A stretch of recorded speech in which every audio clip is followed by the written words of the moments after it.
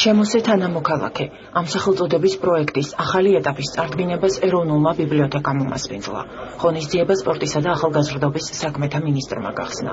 ტარიელ ხეჩიკაშვილმა იდეის ავტორებთან ერთად ინიციატივის მნიშვნელობა შეაფასა.